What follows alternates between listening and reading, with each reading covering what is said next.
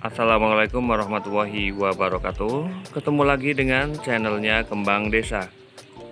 Dan di video kali ini Kembang Desa berada di salah satu rumah warga yang memiliki cukup banyak tanaman hias. Dan bagaimana keadaan teras ini juga terlihat ya, bahwa tanaman-tanaman hiasnya itu terlihat sangat baik pertumbuhannya. Dan sudah bisa dipastikan ya, bahwa sang pemilik juga sangat pintar untuk merawat tanaman-tanaman hiasnya.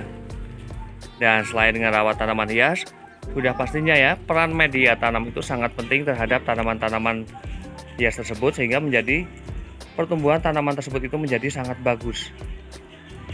Dan di sini hanya satu kesalahan yang menjadikan tanaman-tanaman hias tersebut itu tidak begitu berdaun cantik. Namun memang pertumbuhannya bagus ya, sangat subur-subur sekali. Dan di sini saya hanya bakalan mengulas pada bagian tanaman hias Aglonema ini, Aglonema Bicroy. Aglonema Bicroy ini keberadaannya berada di daerah yang benar-benar terkena cahaya matahari, karena secara penempatannya ini berada di bagian luar, dan keadaan teras ini menghadap ke bagian barat, sehingga pada saat pagi hari hingga siang ini full terkena cahaya matahari ya. Ini berbeda sekali pada tanaman hias Aglonema yang berada di teras bagian dalam sini. Sampai saat ini belum terkena cahaya matahari. Keadaan daunnya ini benar-benar masih bagus seperti ini ya. Dan sangat berbeda sekali dengan tanaman hias yang berada di area luar ini. Keadaan daunnya pada gosong seperti ini ya. Namun memang pertumbuhannya ini bagus semua. Hanya pada bagian daunnya yang tidak begitu terawat ya, karena memang ini keberadaannya berada di bagian teras paling luar. Dan di sini saya bakalan lihat ya media tanam yang digunakan untuk tanaman hias Aglonema Bicroy ini. Karena di sini memang terlihat sangat rimbun-rimbun sekali. Nah, di sini untuk penggunaan media tanamnya hanya menggunakan media tanam tanah. Seperti ini ya.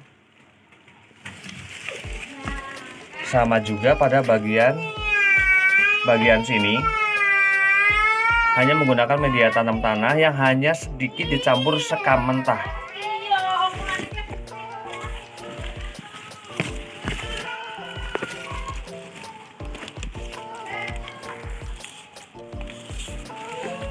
Memang untuk penggunaan media tanam tanah ini memang sudah bisa menjadikan pertumbuhan tanaman tersebut itu bagus ya. Dan saya juga bakalan melihat pada bagian batang tanaman tersebut apakah terserang jamur ataupun kutu. Ini sangat bersih sekali ya, sangat bersih sekali, sama sekali tidak terserang hama-hama itu.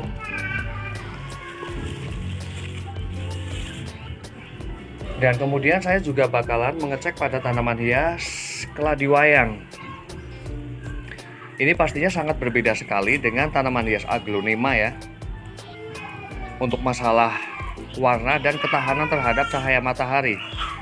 Karena di sini ada sekitar 8 pot tanaman hias keladi wayang yang memang memiliki warna daun ini begitu sempurna, begitu cantiknya. Dan tidak ada penggosongan pada daunnya. Dikarenakan untuk tanaman hias keladi wayang ini memiliki lapisan lilin. Ini juga berbeda dengan tanaman hias keladi yang lainnya ya. Ketika tanaman hias keladi lainnya itu ketika terkena cahaya matahari secara terus menerus, maka akan gosong pada bagian daunnya. Namun untuk keladi wayang itu berbeda, karena memiliki lapisan lilin. Jadi ketika berada di daerah yang benar-benar terkena cahaya matahari secara full, maka yang didapatkan hanya daun seperti ini. Daun cantiknya seperti ini, warna merahnya sangat sempurna. Dan kemudian untuk ukuran pot ya, pot yang digunakan pada tanaman hias keladi itu sama sekali tidak berpengaruh. Meskipun menggunakan ukuran pot yang ukurannya lebih kecil, ini juga sudah bisa menjadikan tanaman keladi itu tumbuh dengan baik, asalkan pada bagian umbinya itu tidak melebihi kapasitas dari pot tersebut ya. Dan yang pastinya untuk penyiraman tanaman-tanaman hias yang sudah rimbun seperti ini, seperti keladi ataupun aglonema yang sudah rimbun seperti ini alangkah baiknya dilakukan penyiraman 2 hari ya secara rutin untuk menjaga kelembapan pada tanaman tersebut.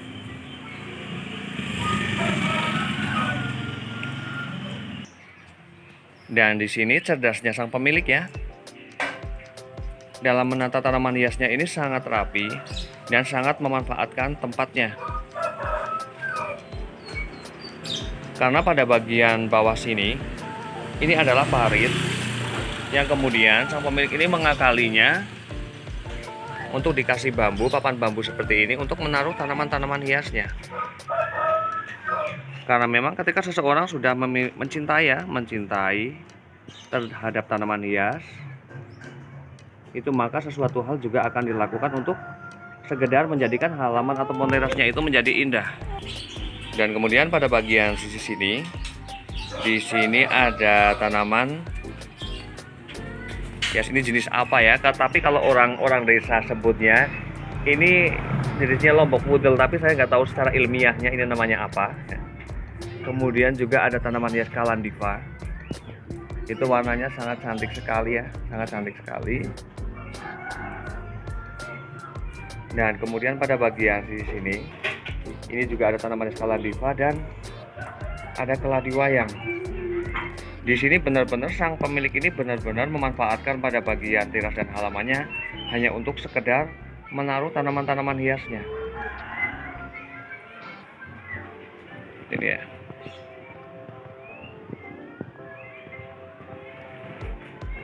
Dan hampir di sini untuk penggunaan media tanam ya. Ini hanya menggunakan media tanam tanah.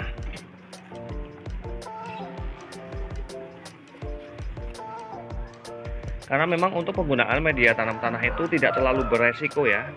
Karena tidak perlu dinetralisirkan, difermentasikan, ataupun tanah tersebut itu tidak mengandung semacam kayak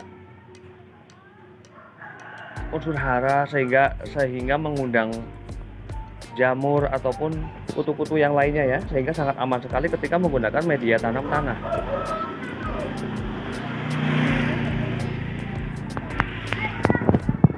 Dan kemudian di sini hanya ditaruh satu tanaman gantung ya, itu ada sukulen. Ini cantik banget ya.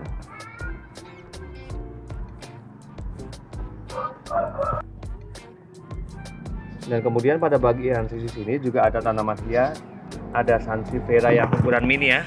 Ini ada tanaman hias sansevieria kodok. Kemudian juga ada pagoda. Senang ya ketika bisa melihat keadaan halaman dan terasnya ini penuh dengan tanaman hias, dan pertumbuhan tanaman hiasnya juga sangat bagus seperti ini. Sangat menyenangkan sekali ya, sangat menyenangkan sekali. Yang pastinya pada bagian halaman ataupun terasnya itu akan menjadi lebih indah dan asri. Dan demikian review dari Kembang Desa tentang beberapa jenis tanaman hias dan bagaimana juga perawatannya dan penggunaan media tanam yang digunakan. Semoga bermanfaat dan saya akhiri. Wassalamualaikum warahmatullahi wabarakatuh. Terima kasih.